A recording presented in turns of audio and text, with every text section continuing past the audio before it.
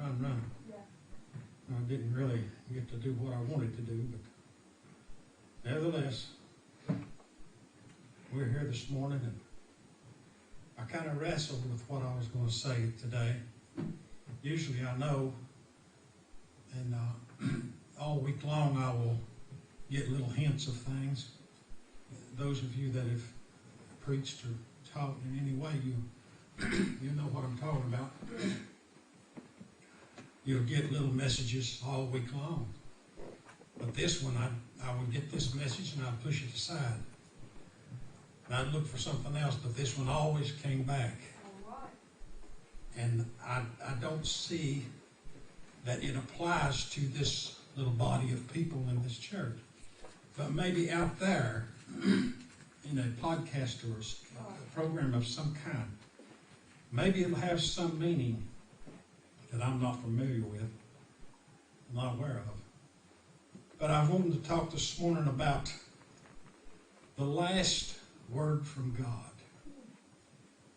The very last word from God. Now I want to talk about stress for a minute. Stress, if you, like most words, you look up English dictionary, 2 or 3 different dictionaries, you find different meanings, so you just have to get the best of each one and get as close as possible to what it means. Stress means the responsibility for circumstances or things that happen that you have no control of. Feeling responsible for something that happens that you have no control of. Still, the responsibility's there. And you can't shake it. You can't change it. And you can't put it off on anybody else. It's yours. And it brings this stress to you. It's such a hard thing to deal with. I was thinking about the many things in a person's life that could get them to the point to where they can't really function real well. Things happen to everybody. You know, the Bible will tell us, it rains on the just and the unjust. It talks about chance, things happening by chance. It talks about things, that come in our life that we have to fight, and some things we have to struggle with. And it's all based on the fact that we are a fallen creature and that we have an enemy. And he knows this psychology of man better than we do. Yes. For thousands and thousands of years, who knows how many thousands of years it's been and how many millions of people that he's dealt with, and he's learned the human mind and how it works. But I was thinking about things that bring tremendous stress into your life. A man's at work and he gets a phone call and says, Mr. So-and-so, your house is on fire. And he rushes home.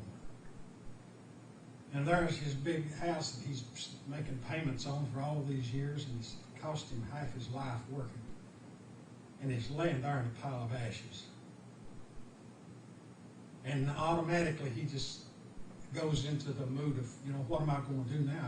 I don't have a place to live. I don't have money to replace it, and the stress comes in.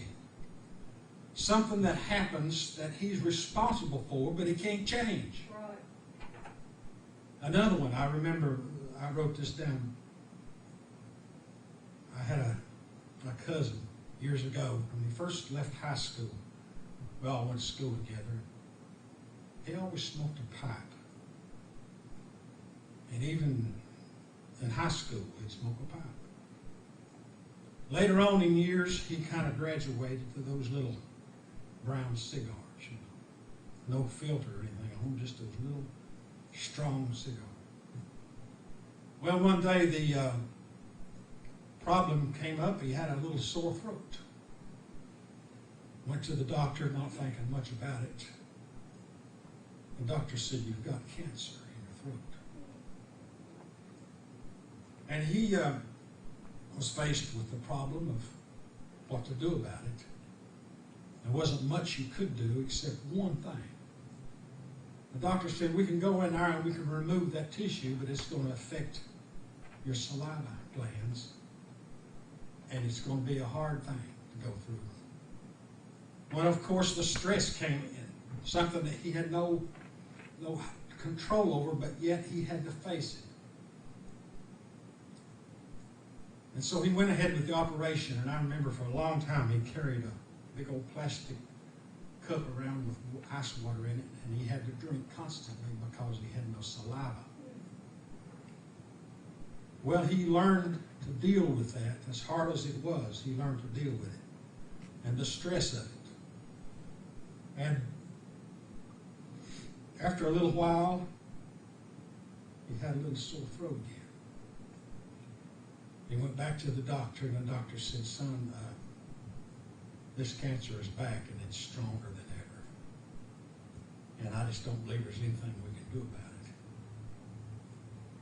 And sure enough, it wasn't long after that until he passed away. Now that's a level of stress that we don't have to face every day. Right. But in reality, in everything that we do stress, that we go through and we feel the stress, there is a little bit of hope. A little hope. If a man loses his home, he's got a little bit of hope that maybe I can rebuild. If I work hard enough, if I get a loan, maybe I can rebuild. Or my cousin that died of the cancer. There was a time when he was hoping that operation was the end of it. But there was still that spark of hope. Even till the time that he passed away, there's still a little bit of hope that maybe something will happen. And then I remember a friend of mine, she's from up in Kentucky, and she said during the Second World War, he would hear people praying all the time because they had a son overseas. She said sometimes there would be this government car come up the road with U.S. Army or something written on the side of it. It would stop in front of a house. And two men in dress uniforms would get out and start walking toward the house. And they knew what was going on. That one of those men was going to say, Mr. and Mrs. So-and-so, your son has died in battle. And it got to the point to where people would watch for that car. And if it stopped in front of the house, you could hear that mother scream. For a half a mile away, you could hear her scream. And the daddy would fall to his knees and cry. Because they knew when that man got out of that car what he was going to say. And the stress of that has affected people for years and years after it's happened. Because a lot of times it was their only son. But in that there's just a little light. A little light of hope. Because after all, they loved him with all their heart, and they had many years with him.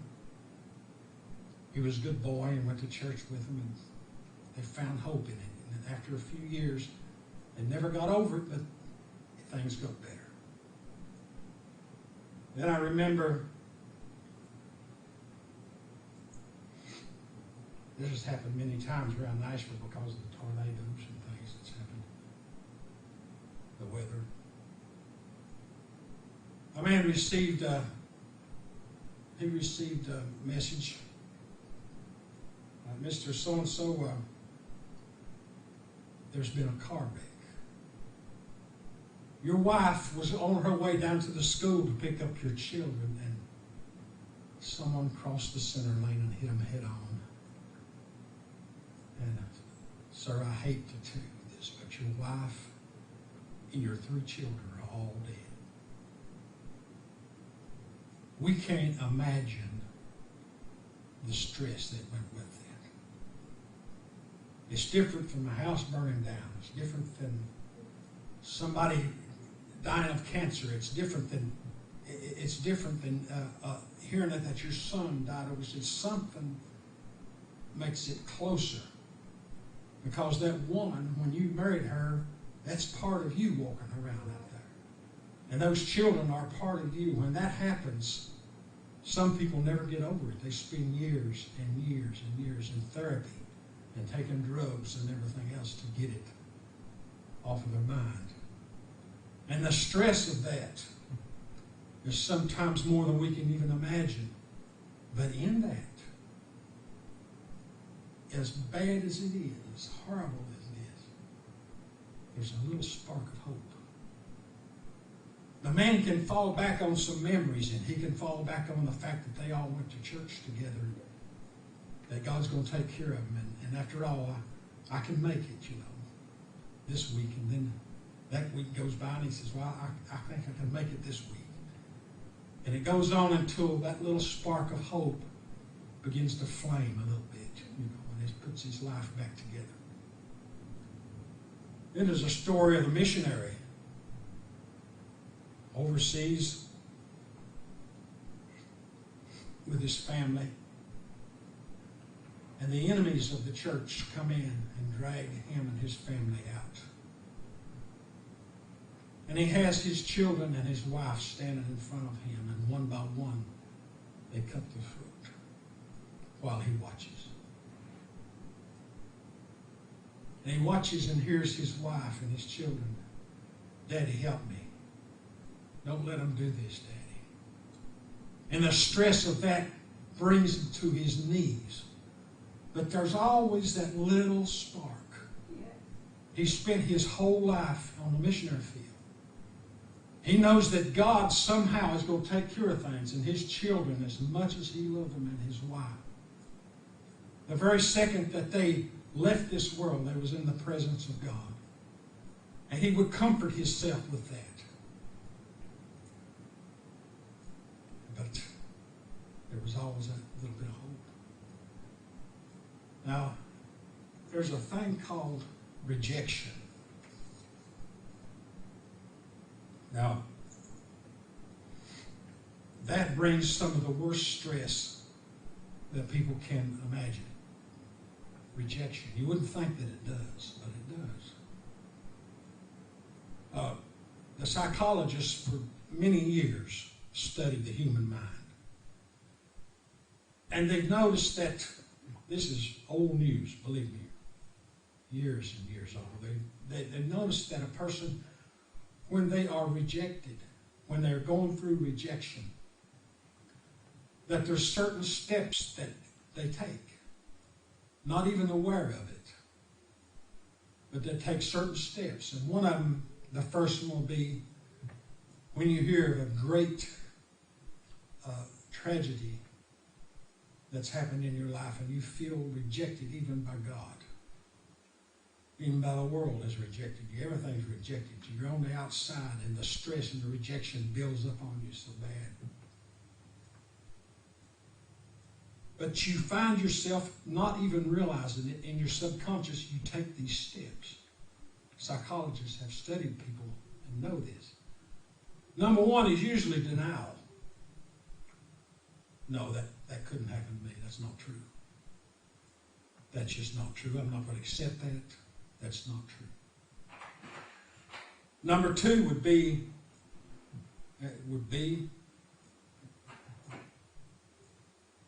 bargaining. God, if you'll just change this thing, I'll read my Bible more, I'll pray more, I'll go to church, I'll be there every Sunday. If you'll just change this, don't let this be my child. Don't let this have happened to my life. Bargaining. And then you realize the psyche of the person gets to a certain point to where they make the next step, which is anger. They're going to blame somebody. Well, if I had done this, or if I had done this, this wouldn't happen. Or if so-and-so done this, the ambulance driver, the doctor, the hospital, so on, if they had just done this, if this happened. And they try to blame, even to the point of blaming God. But anger rules for a while, and then they take the next step. The next step is depression. They sink into a depression that you can't even imagine. But each one of these steps have got this one little bit of hope. Just a little bit. Then you get to the last step, which is acceptance. They come to that point that it's true. I don't like it. It's not going to change. Getting mad don't change anything. And he gets so he can accept it. And that way, in that acceptance, that little spark of hope can grow. But each one of these stages, each one of these steps that you take through rejection, has still able to maintain that little bit of hope. But there's something else that's going to happen one of these days that's far beyond the human thought life. The psychologists can't get a hold of this. It's far above their intellect and ours for that matter. There is a time mentioned in Matthew 7 and again in Luke 13.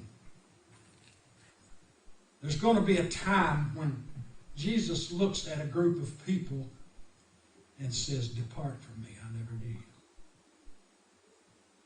I touched on this last week just a little bit, but it wouldn't leave me all week long. This will happen. I don't know when, I don't know exactly how it's going to be set up, whether the man, what form he's in. But he is in a form that his mind does work because he reasons with God.